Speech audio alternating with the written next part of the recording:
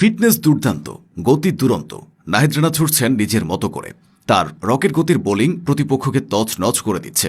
Australia হোক কিংবা New Zealand, তার বাউন্সারে সবাই নাস্তানাবুদ হচ্ছে। নিয়মিত 145+ গতিতে বল করছেন একজন বাংলাদেশি পেসার। কয়েক বছর আগে এরকমটা ভাবাও ছিল আকাশ কুসুম কল্পনার মতো। তবে নাহিদ রানা সেই কল্পনাকে বাস্তব করেছেন। কখনো কখনো তার বলের গতি 150+ কিলোমিটারও ছাড়িয়ে যায়। 6.5 ফুট উচ্চতা নিয়ে নাহিদ রানা 22 গজে গতির ঝড় তোলেন। একের পর এক বাউন্সারে ব্যাটারদের বুকে কাঁপুনি ধরান। জাতীয় দল থেকে ফ্র্যাঞ্চাইজি ক্রিকেট সবখানেই এখন তার ছুটে চলা। নাহিদ রানার প্রশংসা করতে বাধ্য হয় বিশ্বখ্যাত সব ধারাভাষ্যকাররা।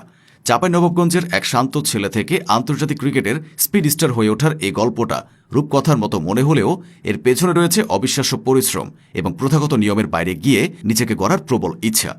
নাহিদ রানার উত্থান মূলত ঘরোয়া ক্রিকেটের গতির ঝড় থেকেই শুরু, যেখানে অধিকাংশ বাংলাদেশি পেসার 130 থেকে 35 কিলোমিটার গতিতে বল করতে স্বাচ্ছন্দ্য বোধ করেন। সেখানে রানা অনায়াসেই 145 থেকে 150 কিলোমিটারের গণ্ডি স্পর্শ করে নির্বাচকদের নজর কাড়েন। তার উচ্চতা তাকে বাড়তি সুবিধা দেয়। নাহিদ রানার আন্তর্জাতিক ক্রিকেটে পরিচিতি পাওয়ার মূল মঞ্চ ছিল টেস্ট ক্রিকেট। সাধারণত তরুণ পেসাররা সাদা বলের ক্রিকেটে নিজেদের পরিচিতি গড়তে চাইলেও রানা নিজেকে প্রমাণ করেছেন ক্রিকেটের সবচেয়ে কঠিন ফরম্যাটে। শ্রীলঙ্কার বিপক্ষে অভিষেক ম্যাচে তিনি তার গতির প্রদর্শনী দেখিয়েছিলেন, কিন্তু তার সামর্থ্যের বহিঃপ্রকাশ ঘটে 2024 সালে পাকিস্তানের মাটিতে ঐতিহাসিক টেস্ট সিরিজ জয়। বাবর আজমের মতো বিশ্বসেরা ব্যাটারকে পরাস্ত করা কিংবা গতির তোড়ে প্রতিপক্ষের মিডল অর্ডার ধসিয়ে দেওয়া সবই দেখিয়েছেন তিনি।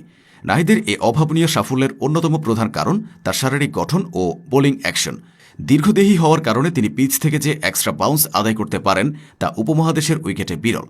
তার সাফল্যের খবর ছড়িয়ে পড়ার সাথে সাথে বিশ্বজুড়ে ফ্র্যাঞ্চাইজি ক্রিকেটের দরজা তার জন্য উন্মুক্ত হতে শুরু করে। বিশেষ করে বিপিএলে তার পারফরমেন্স তাকে লাইমলাইটে নিয়ে আসে।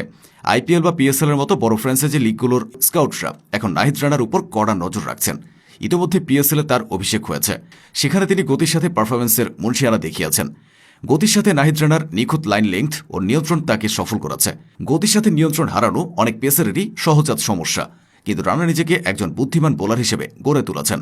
বাংলাদেশের ক্রিকেটে মাশরাফি বিন মুর্তজা পরবর্তী যুগে মুস্তাফিজ ও তাসকিন আহমেদরা পেস ইউনিটকে টেনে নিয়ে যাচ্ছেন, কিন্তু নাহিদ রানা সেখানে যোগ করেছেন এক নতুন মাত্রা, যেটা আর কেউ পারেনি। তার বৈচিত্র্য বোলিং তাকে খুব দ্রুতই 3 ফরম্যাটের ক্রিকেটে অপরিহার্য করে তুলেছে, বিশেষ করে বিদেশের কন্ডিশনে যেখানে পিচে বাড়তি বাউন্স ও গতি থাকে। এরকম উইকেটে রানা বাংলাদেশের ট্রাম্প কার্ড হিসেবে নিজেকে প্রতিষ্ঠিত করেছেন। দেশের উইকেটেও তিনি কার্যকরী। অতীতে জাতীয় দলের আশেপাশে গতিময় পেসার তেমন দেখা যেত না, তবে রানা নিজেকে জাতীয় দলে পাকাপোক্ত করাই একটা স্ট্যান্ডার্ড তৈরি হয়েছে। এখন অনেকেই তাকে দেখে অনুপ্রাণিত হয়ে 22 গজে গতির ঝড় তুলতে চাইবে, যেটা বাংলাদেশ ক্রিকেটের জন্যই ভীষণ দরকারি। ছোটবেলা থেকে রানার পেসার হওয়ার প্রবল আগ্রহ ছিল। সেই আগ্রহ থেকে ক্রিকেটে হাতেখড়ি। এরপর ধীরে ধীরে নিজেকে পেসার হিসেবেই গড়ে তুলেছেন। পরিবারের দেওয়া শর্ত পূরণ করে পেশাদার ক্রিকেটকে বেছে নিয়েছেন। প্রথম শ্রেণীর ক্রিকেটে নাহিদ রানার অভিষেক হয় 2021-22 মৌসুমে। সেবার জাতীয় লিগে রাজশাহী বিভাগের হয়ে মাঠে নামেন তিনি। অভিষেক ম্যাচে 2 ইনিংসে 2টি করে উইকেট নিয়েছিলেন রানা। সেখান থেকে শুরু। এরপর সাফল্যের সিঁড়ি বেয়ে শুধু উপরেই উঠেছেন।